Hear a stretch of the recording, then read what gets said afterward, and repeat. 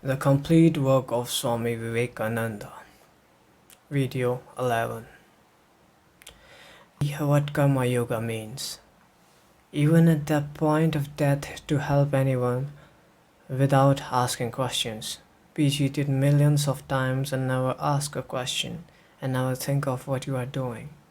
Never want of your gifts to the poor or expect their gratitude, but rather be grateful to them for giving you the occasion of practicing charity to them. Thus it is plain that to be an ideal householder is a much more difficult task than to be an ideal sannyasin. The true life of work is indeed as hard as, if not harder than, the equally true life of renunciation. Chapter 4. What is duty?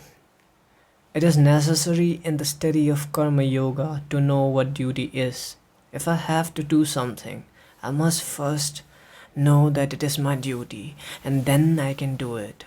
The idea of duty again is different in different nations. The Mohammedans say what is written in his book, the Quran, is his duty. The Hindu says what is in the Vedas is his duty, and the Christian says what is in the Bible is his duty.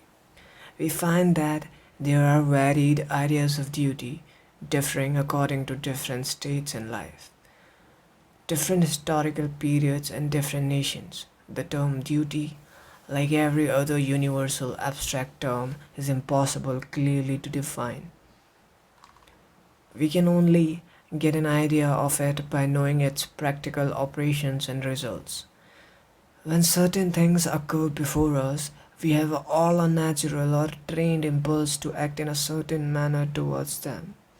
When this impulse comes, the mind begins to think about the situation. Sometimes it thinks that it is good to act in a particular manner under the given conditions. At other times, it thinks that it is wrong to act in the same manner even in the very same circumstances. The ordinary idea of duty everywhere is that every good man follows the dictates of his conscience. But what is it that makes one act a duty? If a Christian finds a piece of beef before him and doesn't eat it to save his own life, or will not give it to save the life of another man, he is sure to feel that he has not done his duty. But if a Hindu dares to eat that piece of beef or to give it to another Hindu, he is equally sure to feel that he too has not done his duty. Hindu's training and education make him feel that way. In the last century, there were notorious bands of robbers in India called thugs.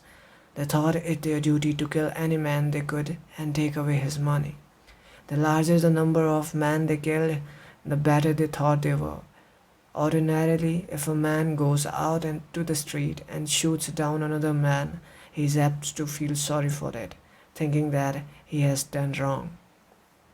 But if the very same man as a soldier in his regiment kills not one but 20, he is certain to feel glad and think that he has done his duty remarkably well. Therefore, we see that it is not the thing done that defines a duty. To give an objective definition of duty is thus entirely impossible.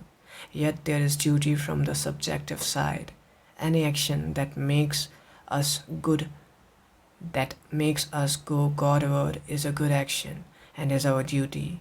Any action that makes us go downward is evil and is not our duty.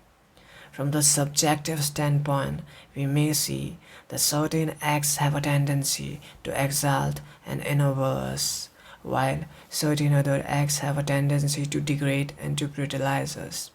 But it is not possible to make out with certainty which acts have which kind of tendency in relation to all persons of all sorts and conditions. There is, however, only one idea of duty which has been universally accepted by all mankind, of all ages and sects and countries, and that has been summed up in a Sanskrit aphorisms thus: do not injure any being, not injuring any being is virtue, injuring any being is sin. The Bhagavad Gita frequently alludes to duties dependent upon birth and position in life. Birth and position in life and in society largely determine the mental and moral attitude of individuals towards the various activities of life. It is therefore our duty to do that work which will exalt and ennoble us in accordance with the ideals and activities of the society in which we are born. But it must be particularly remembered that the same ideals and activities do not prevail in all societies and countries. Our ignorance of this is the main cause of much of the hatred of one nation towards another. An American thinks that whatever an American does in accordance with the custom of his country is the best thing to do, and that whoever doesn't follow his custom must be a very wicked man. A Hindu thinks that his customs are the only right ones and are the best in the world, and that whosoever doesn't obey them must be the most wicked man living. This is quite a natural mistake which all of us are apt to make. But it is very harmful. It is the cause of half the uncharitableness found in the world. When I came to this country and was going through the Chicago fair, a man from behind pulled at my turban. I looked back and saw that he was a very gentlemanly looking man, neatly dressed. I spoke to him, and when he found that I knew English, he became very much abashed. On another occasion, in the same fair, another man gave me a push. When I asked him the reason, he also was ashamed and stammered out an apology, saying, "Why do you dress that way?" The sympathies of these men were limited. The sympathies of these men were limited within the range of their own language and their own fashion of dress. Much of the oppression of powerful nations on weaker ones is caused by this prejudice. It dries up their fellow feeling for fellow man. That very man who asked me why I didn't dress as he did and wanted to ill-treat me because of my dress may have been a very good man, a good father and a good citizen, but the kindliness of his nature died out as soon as he saw a man in a different dress. Strangers are exploited in all countries because they do not know how to defend themselves. Thus, they carry home false impressions of the peoples they have seen. Sailors, soldiers, and traders behave in foreign lands in very queer ways, although they wouldn't dream of doing so in their own country. Perhaps this is why the Chinese call Europeans and Americans foreign devils. They could not have done this if they had meant the good, the kindly sides of Western life. Therefore, the one point we ought to remember is that we should always try to see the duty of others through their own eyes and never judge the customs of other peoples by our own standard. Not the standard of the universe. I have to accommodate myself to the world and not the world to me. So we see that environments change the nature of our duties, and doing the duty which is ours at any particular time is the best thing we can do in this world.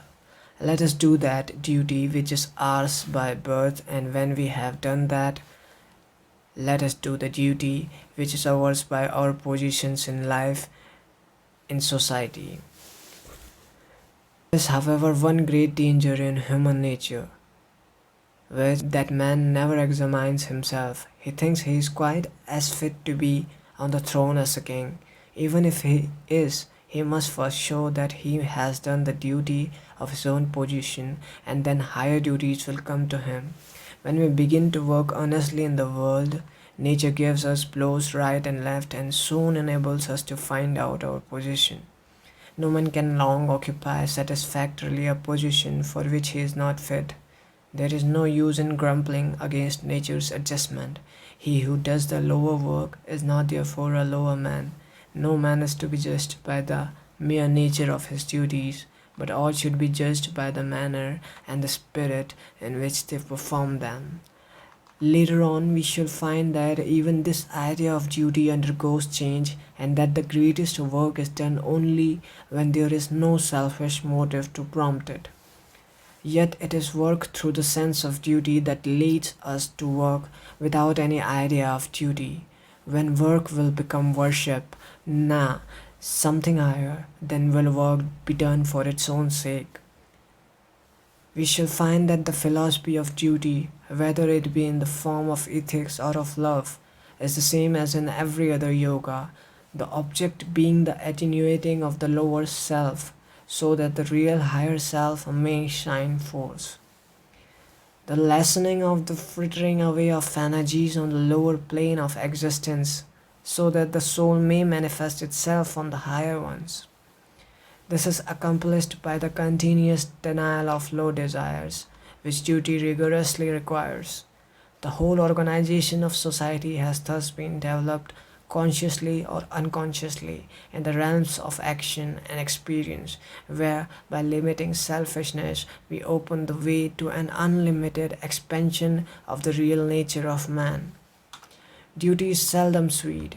It is only when love greases its wheels that it runs smoothly. It is a continuous friction otherwise.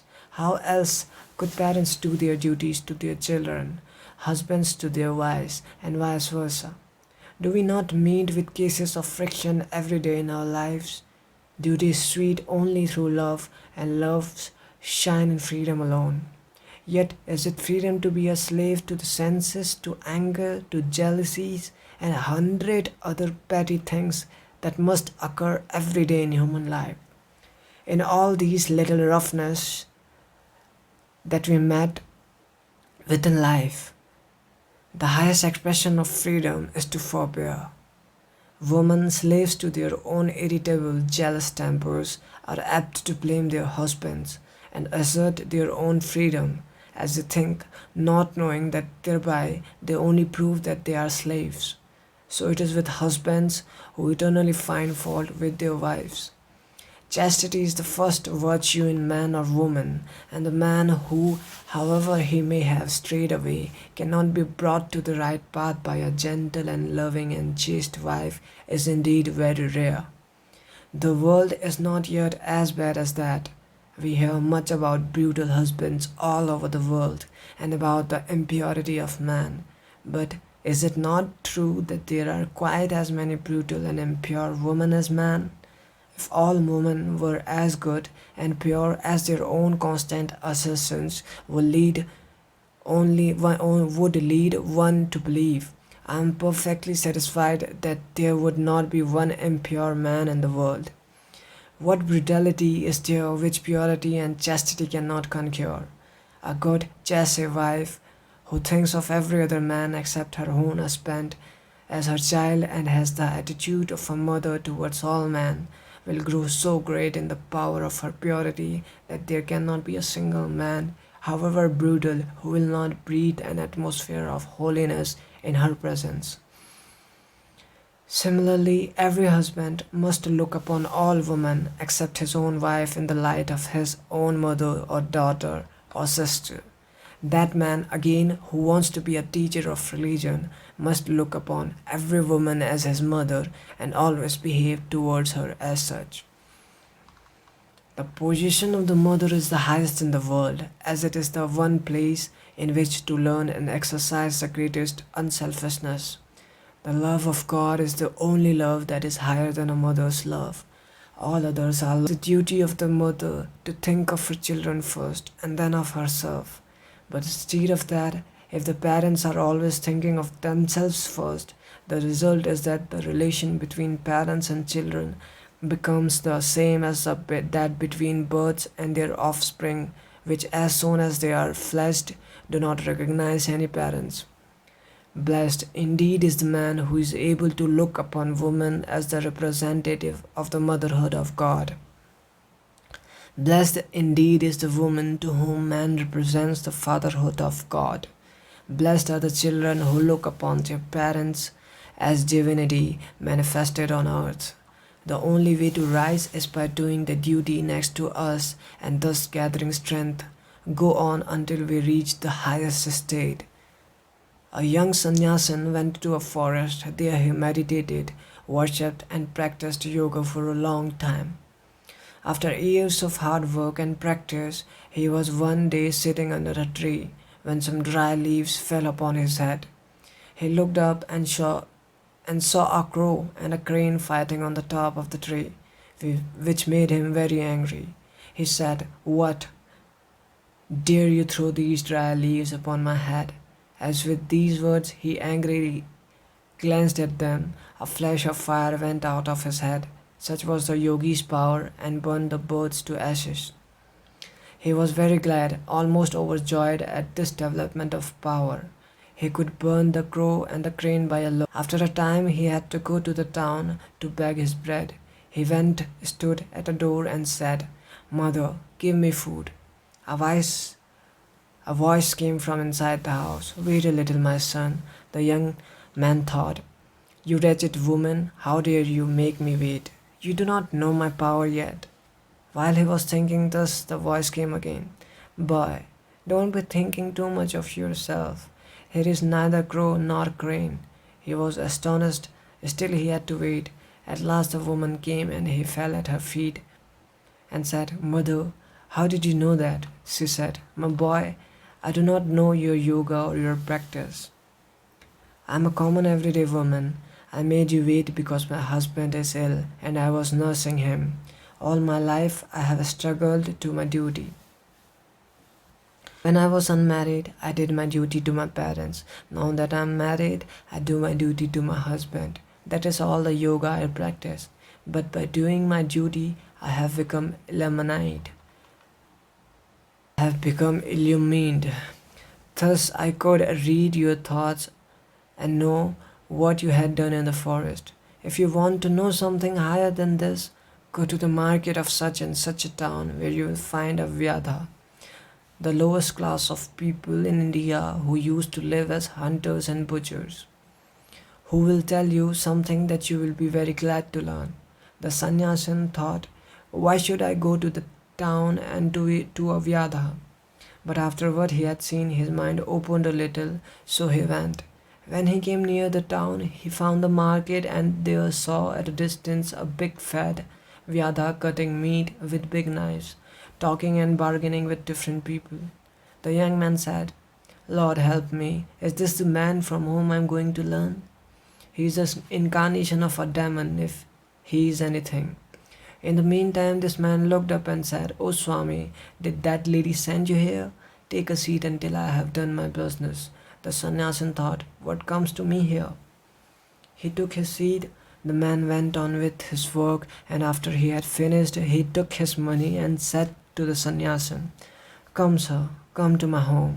On reaching home, the Vyadha gave him a seat, saying, "Wait here," and went into the house. He then washed his old father and mother, fed them, and did all he could to please them, after which he came to the sannyasin and said, "Now, sir, you have come here to see me. What can I do for you?"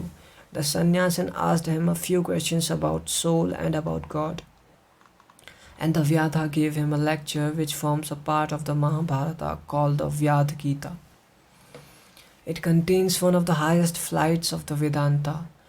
When the Vyadha finished his teaching, the sannyasin felt astonished. He said, "Why are you in that body with such knowledge as yours? Why are you in a Vyadha's body and doing such filthy ugly work?" "My son," replied the Vyadha, "no duty is ugly, no duty is impure. My birth placed me in these circumstances and environments. In my boyhood I learned the trade. I am unattached, and I try to do my duty well. I try to do my duty as a householder, and I try to do all I can to make my father and mother happy. I neither know your yoga, nor have I become a sannyasin, nor did I go out of the world into a forest. Nevertheless, all that you have heard and seen has come to me through the unattached doing of the duty which belongs to my position. There is a sage in India, a great yogi, one of the most wonderful men I have ever seen in my life. He is a peculiar man. He will not teach anyone. If you ask him a question, he will not answer. It is too much for him to take up the position of a teacher. He will not do it. Question and wait for some days. In the course of conversation, he will bring up the subject and wonderful light will he throw on it. He told me once the secret of work. Let the end and the means be joined into one. When you are doing any work, do not think of anything beyond. Do it as worship, as the highest worship, and devote your whole life to it for the time being. Thus, in a story, the Vyada and the woman did their duty with cheerfulness and wholeheartedness, and the result was that they became illuminated, clearly showing that the right performance of the duties of any station in life without attachment to results lead us to the highest realization of the perfection of the soul. It is a worker who is attached to results that grumbles about the nature of the duty which has fallen to his lot. To the unattached worker, all duties are equally good and form efficient instruments with which selfishness and sensuality may be killed and the freedom of the soul secured. We are all apt to think too highly of ourselves. Our duties are determined by our deserts to a much larger extent than we are willing to grant. Competition rouses envy and it kills the kindliness of the heart. To the grumbler, all duties are distasteful. Nothing will ever satisfy him, and his whole life is doomed to prove a failure. Let us work on, doing as we go, whatever happens to be our duty, and being every day ever ready to put our shoulders to the wheel. Then surely shall we see the light.